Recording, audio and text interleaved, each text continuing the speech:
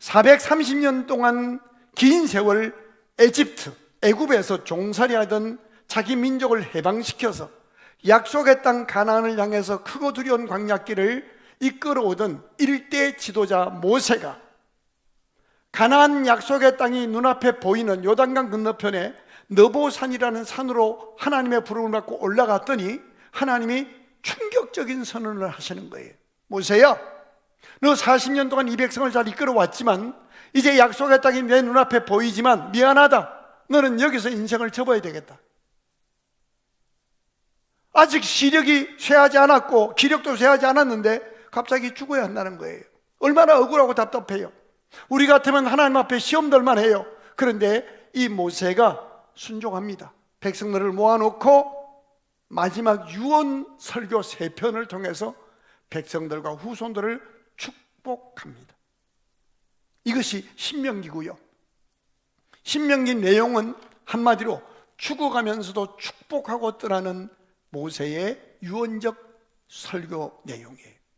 저와 여러분이 40년 동안 쓰임받다가 마지막에 보상받지 못하고 중간에 해고당해서 내침을 받는다면 어떻겠어요? 40년 동안 쓰임받은 건 다 어디로 가고 한번 버림받은 듯한 거절감 때문에 뭐 난리를 치고 복수하고 그렇게 길길이 날뛸 수 있을 거예요. 그런데 모세는 죽어가면서도 축복하고 떠난 사람이에요. 그 모세의 부관이었던 여호수아라고 하는 사람이 자기 선임자를 통하여 그 멋진 믿음의 모습을 개성하고 본받습니다. 그래서 2대 지도자가 된 여호수아가 이스라엘 백성들을 이끌고 약속의 땅 가나안을 정복 전쟁을 합니다. 33번의 전쟁을 통해서 가나안 땅을 정복하고 정복한 땅을 백성들에게 12지파에게 분배합니다. 그리고 이제 분배 다 거의 마치고 나니 그 젊었던 여호수아도 나이가 많아 늙게 된 거예요. 1절 같이 보십시다. 시작. 여호와께서 주위의 모든 원수들로부터 이스라엘을 쉬게 하신 지 오랜 후에 여호수아가 나이 많아 늙었어요. 그래서 나이 많아 늙은 여호수아가 무슨 일을 하는가 하면 모세처럼 백성들을 모아놓고 마지막으로 축복하는 내용이 오늘 여호수아서 23장의 내용이에요. 여호와께서, 이게 1절 다시 한번 보시면서 어떤 표현이 마음에 드는지 한번 찾아보실까요? 시작. 여호와께서 주위의 모든 원수들로부터 이스라엘을 뭐한데? 쉬게 하신 지 오랜 후에 여호수아가 나이 많아 늙은지라. 두 가지 표현이 나오는데, 첫째는 하나님께서 이스라엘을 대적 모든 원수들로부터 쉬게 해주셨다. 33번의 가나안 정복 전쟁을 치르는 동안에 얼마나 두렵고 무섭고 긴장된 순간이 많았겠어요. 그런데 그때마다 누가 쉼을 주셨다고요? 하나님이. 여호수아가 쉼을 얻은 것은 군사력이나 전략이나 전술이 아니라 여호와께서 쉼을 주셨다는 거예요. 사실 가나안 정복 전쟁은요, 인간적으로는 불가능한 싸움이었습니다. 여리고 성, 난공불락의 요새, 가나안 성에 살고 있는 기골이 장대한 원주민들, 그리고 연합한 연합군들. 그런데 그때마다 하나님이 싸워주셔서 승리할 수 있게 하셨고 하나님이 안식을 주셨다는 거예요. 우리 인생도 마찬가지입니다. 오늘까지 우리가 생명이 살아 숨쉬고 있는 것, 예배당에 나와 앉아 있는 것, 가정의 평안, 교회의 안정, 사업의 유지, 일용할 양식이 있는 것, 이 모든 것들이 하나님의 은혜입니다. 이런 맥락에서 크리스찬은요, 뭔가를 이룬 다음에 내가 이루었다라고 자기를 드러내는 사람이 아니라 하나님이, 나의 하나님이 여기까지 인도하셨다라고 고백하는 사람들입니다. 아멘. 본문 3절 같이 보실까요? 시작. 너희 하나님 여호와께서 너희를 위하여 이 모든 나라에 행하신 일을 너희가 다 보았거니와, 또 반복합니다. 너희 하나님 여호와 그는 너희를 위하여 싸우신 이시니라. 1절에서 여호수아 나이 많아 늙었다고 표현해요. 무슨 뜻이에요? 내가 이 나이 되도록 인생을 살아보니 내가 결정하고 내가 이끌어온 줄 알았는데 누가 있었다? 나의 하나님, 그분이 생명 주셨고 그분이 나를 여기까지 인도하셨고 내게 그 전쟁의 난리통에도 평안을 주셨다. 3절에 제일 많이 등장하는 표현이 너희 하나님 여호와가, 너희 하나님 여호와가. 그리고 23장 여호수아 23장 전체에 가장 많이 반복하여 등장하는 표현도 너희 하나님 여호와가입니다. 여기까지 인도하신 분은 하나님이십니다. 여호수아가 나이 많아 늙어서 죽음의 길을 가면서 후손들을 모아놓고 신앙의 후배들을 모아놓고 한 첫 번째 일성은 하나님이 여기까지 인도하셨다. 잠언서 16장 9절 같이 보실까요? 시작. 사람이 마음으로 자기의 길을 계획할지라도 그의 걸음을 인도하시는 이는 누구시니라? 여호와시니라. 한 절 더 볼까요? 16장 1절입니다. 크게 읽어요. 시작. 마음의 경영은 사람에게 있어도 말의 응답은 여호와께로부터 나오느니라. 우리가 계획하고 구상하고 어떤 사업을 시작하지만 하나님이 응답하신다는 겁니다. 우리도 언젠가 이 도시를 떠나게 되는 그날이 올 겁니다. 우리도 언젠가 이 땅을 떠나 하나님이 예비하신 천국 본향으로 들어가는 날이 있을 겁니다. 그때 우리 입술에서 가족들을 앞에 놓고 할 수 있는 말, 여기까지 인도하신 분은 하나님이십니다 라고 고백하며 우리가 천국문에 딱 도착했을 때에 내 인생 여정 끝내어 강 건너 언덕 이를 때 나의 무거운 모든 죄짐 벗고 하는 말, 예수 인도하셨네. 모세도 여호수아도 축복의 사람이었습니다. 자, 1절을 다시 보시겠습니다. 여호와께서 주의 모든 원수들로부터 이스라엘을 쉬게 하신 지 오랜 후에 여호수아가 나이 많아 늙은지라. 아니, 하나님이 힘을 주셨다면 그렇게 그냥 은혜 속에 살다가 편히 죽었더라 하면 될 텐데 아무리 하나님의 은혜가 충만해도 나이 많아 늙었다는 것을 굳이 이렇게 밝히고 있는 이유가 뭘까요? 너도 나도 누구나 다 늙어간다. 더 중요한 것은 늙음은 초라하거나 실패가 아니라 사명의 완성이요, 하나님을 본향에서 만날 준비를 하는 성화의 아름다운 과정이요, 더 중요한 것은 하나님께서 우리의 늙음을 어떻게 보시는가 하는 것을 본문이 가르쳐주고 있다는 사실입니다. 우리가 늙어서 마지막 죽는 순간을 통해서 유언을 통해서라도 후손들을 축복하게 하시고 내가 죽은 다음에 나의 시신이 운구되어 장례를 치르는 그 모든 여정을 통해서도 하나님의 은혜가, 하나님의 말씀이 이루어지는 축복의 통로가 되기를 원하시는 하나님이십니다. 나의 마지막 순간과 나의 장례 절차를 통해서라도 후손들을 축복하시고 감동 주시기를 원하시는 하나님이십니다. 여호수아가 나이 많아 늙어서 전쟁에 출전할 수 없게 되니까 그는 믿음으로 백성들을 모아놓고 마지막 유언적 축복을 합니다. 나를 지으신 주, 그분이 나를 지켜보시는데 내가 나이 많다고 이 나이에 뭘 스스로 자기를 폄하할 때 하나님은 심히 슬퍼하실 것입니다. 나를 축복의 통로로 쓰시고자 하시는 하나님께서 아파하실 것입니다. 아브라함은 100세에 약속의 아들을 얻었습니다. 모세는 80세에 민족을 구원하라는 사명을 받았습니다. 아브라함은 우상 숭배로 75세까지 우상 숭배하며 살다가 하나님의 은혜로 75세에 신앙생활을 시작했지만 믿음의 조상이 되었습니다. 갈렙이라는 사람은 85살이 되었어도 꿈을 안고 이 산지를 내게 달라고 민족을 위해서 일어나 헌신했던 사람입니다.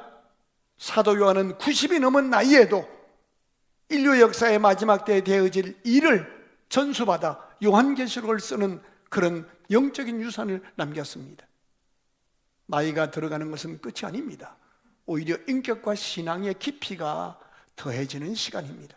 젊을 때 열심히 있었다면 노년에는 깊이가 더해지는 시간입니다. 젊을 때 열정이 있습니다. 그러나 경솔함이 있습니다. 그러나 나이가 먹으면 진중해집니다. 기도가 깊어집니다. 말씀이 깊어집니다. 기다림이 깊어집니다. 사랑의 깊이가 깊어집니다. 사건 딱 만나면 침착해집니다. 가장 중요한 것은 여호수아의 늙음은 다음 세대를 위한 축복의 손을 높이 드는 기회라고 그는 깨달았다는 사실입니다. 그는 떠나기 전에 다음 세대가 자기가 이제 가나안 땅을 정복했습니다. 땅도 분배했습니다. 먹고 살만해졌습니다. 자기는 이제 하나님 품으로 가지만 자기가 가고 나면 등 따시고 배부르게 생활이 안정된 이 후손들이 하나님을 떠날까 두렵습니다. 그래서 그는 마음을 다해 노구를 이끌어서 일어나서 두 손 들고 축복합니다. 8절 보실까요? 시작. 오직 너희 하나님 여호와께 가까이 하기를 오늘까지 행한 것 같이 하라. 지금까지 신앙생활 잘한 거 이대로 너희가 끝까지 하나님을 가까이 해야 한다. 그래요. 진짜 믿음의 사람은 자신의 성공보다 후손들에게 바른 믿음을 계승하는 일을 더 가치 있게 생각합니다. 신앙의 선배들이 해야 할 가장 중요한 일은 신앙의 후배들에게 믿음을 남기는 겁니다. 사건 만났을 때 기도하는 모습을 남기고요, 거룩한 눈물을 남기고요, 예배를 어떻게 드리는지를 남기고요, 말씀을 남기고요, 섬긴 아름다운 신앙의 흔적을 남겨야 합니다. 본문에 굳이 여호수아가 나이 많아 늙었음을 드러내는 것은 너나 나나 누구나 다 늙어가니 그것 때문에 기죽거나 쇠약해지지 말라는 겁니다. 왜요?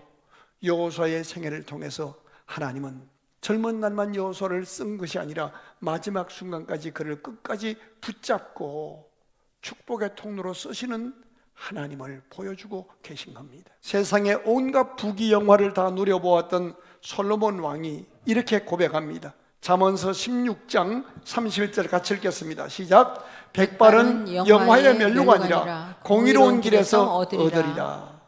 이 말씀은 단순히 나이가 많은 백발을 칭찬하는 표현이 아닙니다. 성경은 늙음 자체보다 어떤 삶을 살아서 백발이 됐냐를 중요하게 봅니다. 뒤에 뭐라고 쓰여 있어요? 공의로운 길에서. 다시 말하면 하나님 앞에서 믿음을 지키며 살아온 삶의 흔적이 백발이 된 것은 영화의 면류관이라고 약속해요.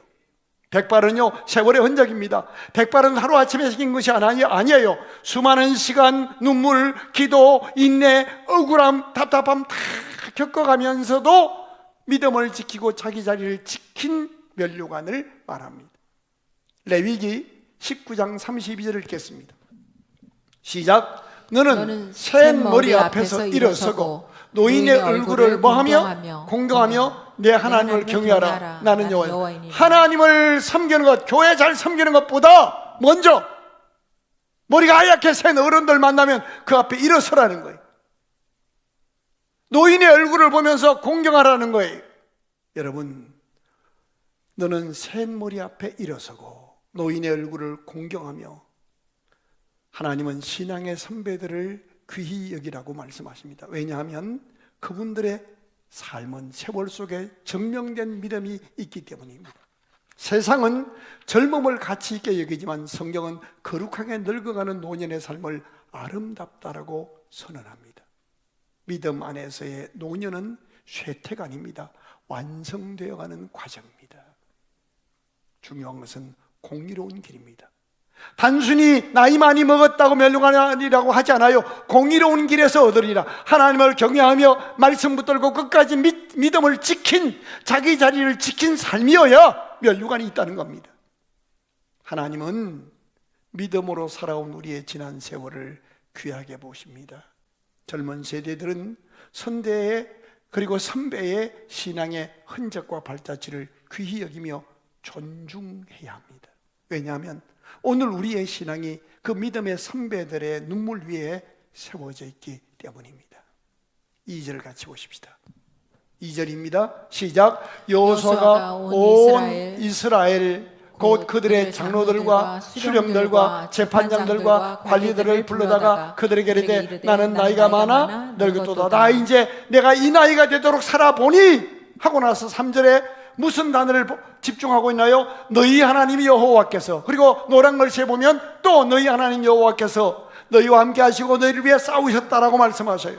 여러분, 우리가 남길 수 있는 것, 인생 내가 살은 것 같지만 아닙니다. 생명의 주여 만주의 주 되신 하나님이 우리의 하나님이 되시고 여기까지 인도하셨습니다. 아멘. 뿐만 아닙니다. 4절에 보면 이렇게 말합니다. 너희의 지파에게 기업이 되게 하셨다. 다른 말로 우리 현대어로 번역하면 우리 각자가 오늘 먹고 살 수 있도록, 작고 큰 것 상관없이 오늘 우리가 일용할 양식이 있고 가정이 있고 섬길 교회가 있고 내 두 발 딛고 있는 내가 누리는 이 모든 것을 하나님이 은혜로 주셨다는 거예요. 그리고 나서 그가 이렇게 말합니다. 8절을 같이 보실까요? 오직 너희 하나님 여호와께 가까이 하기를 지금까지 한 것처럼 잘 해달라. 그리고 아주 중요한 요원을 합니다. 5절입니다. 시작. 너희 하나님 여호와 그가 너희 앞에서 그들을 쫓아내사 너희 목전에서 그들을 떠나게 하시리니 너희 하나님 여호와께서 너희에게 말씀하신 대로 너희가 그 땅을 차지할 것이다. 무슨 뜻이에요? 지금 이것은요, 이 현장은요, 이 상황은 약속의 땅 가나안 땅에 들어왔습니다. 정복 전쟁에 이겼습니다. 땅을 분배했습니다. 먹고 살만해졌습니다. 안정되었습니다. 그럼 여쭤볼게요. 여러분 건강해지고 수술 잘 받고 사업 성공해서 한 50억 은행에 통장에 돈이 있으면 앞으로 평생에 문제가 없나요? 아닙니다. 하나님 앞에 갈 때까지 늘 문제가 있습니다. 여러분, 어느 가정에도 어느 인생에도 다 미래는 우리가 주님 앞에 서서 신령한 몸으로 부활해서 영생을 얻기까지는 문제는 다 있는 겁니다. 근데 이 문제를 얘기하면서 여기까지 인도하신 너희 하나님 여호와가 네가 앞으로 어떤 일을 만날지라도 너희 앞에서 너를 괴롭게 하는 자들을 쫓아내줄 것이고 그들을 떠나게 할 것이고 약속하신 대로 예비한 땅을 복을 차지하게 할 것이라. 무슨 의미예요? 사랑하는 후손들아, 여기까지 인도하신 하나님을 믿는다면 너희의 미래를 두려워하지 말라. 그분이 너와 함께 하시며 너를 위해 일하실 것이라. 믿으시면 아멘. 이렇게 축복하고 나서 어떻게 살아야 할지를 말씀한 것이 결론입니다. 6절 보십시다. 시작. 그러므로 너희는 크게 힘써 모세의 율법책에 기록된 것을 다 지켜 행하라. 그것을 떠나 우로나 좌로나 치우치지 말라. 무슨 뜻이에요? 사람들의 말에 현혹되지 말고 휘둘리지 말고 환경에 휘둘리지 말고 하나님의 약속 붙잡고 신앙의 원칙을 딱 세우고 신앙의 지조를 지키라는 거예요. 나는 죽는 날까지 주의를 지키리라. 나는 하나님 앞에 11조를 제대로 하고 나는 크리스찬답게 살리라. 축복하며 살리라. 원칙을 세우고 휘둘리지 말라는 거예요. 너무 귀가 얇아요. 너무 귀가 얇아요. 그리고 나서 7절을 읽어봐요. 또 그것을 섬겨서 그들에게 절하지 말라. 세상 돈 앞에 액을 복걸하고 세상 권력 앞에 액을 복걸하고 하지 말고 하나님이 살아계시니 그 약속 붙잡고 당당하라는 거예요. 어떻게? 8절 다시 한번 보십시다. 오직 너희 하나님 여호와께 가까이 하라. 가까이 하라. 그리고 9절 10절에 보면 그리하면 오늘까지 너희에게 맞선 자가 하나도 없었느니라. 무슨 말이에요? 우리가 하나님을 가까이 하면 그 무엇도 그리스도 예수 안에 있는 하나님의 사랑에서 우리를 끊을 수 없게 하시겠다는 겁니다. 사실 인간은 너무 쉽게 은혜를 잊어버립니다. 고난당하면 하나님 찾습니다. 기도 간절히 합니다. 철학기도도 나옵니다. 근데 문제가 해결되고 나면 하나님보다 자기 판단력과 자기 능력을 더 의지합니다. 아닙니다. 지금 우리가 가진 것 가운데, 우리가 누리는 것 가운데 하나님 없이 된 것이 무엇이 있습니까? 오늘 건강, 오늘 가정의 평안, 오늘 사업, 오늘 이 모습 이대로 여기까지 살아온 인생 모두 하나님의 은혜입니다. 이런 맥락에서 성도에게 가장 위험한 순간은 실패하고 고난의 때가 아닙니다. 성공하고 안정된 때입니다. 왜냐하면 성공은 하나님 없이도 살 수 있다는 착각을 만들어주기 때문입니다. 그러므로 늘 고백해야 합니다. 여기까지 인도하신 하나님, 쉼을 주신 하나님, 그리고 천국 도착할 때까지 내가 무슨 일을 만나도 주께서 나와 함께 하시고 이기게 하시리라. 아멘. 우리 모두는 늙어갈 것이고 여전히 감당해야 할 과제들이 있고 여전히 많은 사건과 상황이 우리에게 다가올 겁니다. 그러나 이런 문제들 앞에서 우리가 무엇 보고 살아야 할 것인가 하는 거예요. 사람이 아닙니다. 너희 하나님 여호와 그가, 너희 하나님 여호와께서 너희를 위하여, 그리고 더 중요한 것이 14절 결론입니다. 14절 읽겠습니다. 14절 말씀 시작. 보라, 나는 오늘 온 세상이 가는 길로, 이제 여호수아가 죽게 됐다는 거예요. 가려니와 너희 하나님 여호와께서 너희에게 대하여 말씀하신 모든 선한 말씀이 하나도 틀리지 아니하고 다 너희에게 응하여 그 중에 하나도 어김이 없음을 너희 모든 사람은 마음과 뜻으로 아는 바라. 무슨 뜻이에요? 하나님의 말씀은 반드시 이루어지니 그 말씀 붙잡고 기죽지 말고 틈을 주지 말고 신앙의 지조를 잃지 말고 I'm 크리스천, 나는 예수 믿는 사람입니다, 나는 복된 이웃교회 집사입니다, 정확히 밝히고 당당하게 하나님 앞에 서서 그들의 부르는 신의 이름을 부르지 말라는 겁니다. 여러분, 전쟁보다 더 무서운 것은요, 신앙의 양보입니다. 전쟁보다 더 무서운 것은 타협입니다. 사단은 한 번에 우리를 무너뜨리지 않습니다. 이 정도는 괜찮겠지, 다 그렇게 사는데 나만 유별나게 그렇게 할 필요가 있나? 아니에요. 작은 양보 하나가 결국 큰 댐을 무너뜨립니다. 성공하는 거 좋습니다. 하지만 성공할수록 하나님을 가까이 하십시오. 여호수아는 외칩니다. 오직 너희 하나님 여호와를 가까이 하라. 살아있는 모든 믿음, 복된 신앙은 가까이 하는 겁니다. 누구와 가까이 지내고 무엇을 가까이 하십니까? 하나님 가까이 있으면 살고, 멀어지면 무너집니다. 예배 가까이 하면 살아납니다. 영혼이 살아납니다. 예배 설금설금 빠지기 시작하면 영혼이 시듭니다. 아닙니다. 제일 중요한 것이 있습니다. 여호수아는 지금 나이 많아 죽음의 길을 가기 전에 축복하고 있는 겁니다. 우리에게 이렇게 말씀합니다. 너도 모세처럼 여호수아처럼 끝까지 믿음 지키고, 백발이 성성해도 기죽지 말고 멸류관인 줄 알고 마지막 순간까지 믿음 지키며 축복하는 모습으로 살아다오. 하나님의 약속은 반드시 이루어질 것이니. 그렇습니다. 하나님은 약속을 잊지 않으십니다. 사람은 잊어도 하나님은 우리를 잊지 않으십니다. 우리의 눈물의 기도도 기억하시고, 우리의 한숨도 기억하시고, 우리의 섬김도 기억하십니다. 하나님 우리에게 묻고 계십니다. 살아나더라 딸아, 너 끝까지 여호수아처럼 모세처럼 믿음 지키고 끝까지 축복하는 사람으로 짧은 인생 살겠니? 이제 설교를 마무리하면서 정말 끝까지 믿음을 지키고 축복하여 그 뒷모습이 수천 년이 지나가도록 하나님과 사람에게 인정받은 한 사람을 소개하면서 설교를 마치려고 합니다. 야곱이라는 사람입니다. 그는 평생을 하나님이 이용해 먹고, 교회 이용해 먹고, 부모 이용해 먹으며 자기 욕심을 따라 살던 사람이었습니다. 그런데 그가 하나님의 포기하지 않는 사랑 가운데 다듬어집니다. 그리고 어느 날 그가 죽음의 날을 맞이합니다. 히브리서 11장 21절 같이 읽습니다. 시작. 믿음으로 야곱은 죽을 때에 요셉의 아들에게 뭐하고? 축복하고 손주 이름까지 불러가며 축복합니다. 그리고 자기 힘이 없으니까 지팡이 잡고 일어나서 하나님께 예배합니다. 복된 이웃교회 출석하는 성도 여러분, 이 방송 듣는 애청자 여러분, 짧은 인생길입니다. 축복하는 사람으로 사십시다. 하나님을 가까이 하십시다. 예배로 사시고 어떤 현장에서도 축복하는 이 아름다움을 빼앗기지 마시고 축복하며 사셔서 우리가 축복한 대로 하나님이 그들에게 복 주심을 보고 남 모르는 기쁨 속에 노래하며 사는 그런 삶을 살다가 주님 오라 하는 그날도 예배하고 축복하고 떠나가는 믿음의 승리자가 되시기를 주의 이름으로 축원합니다.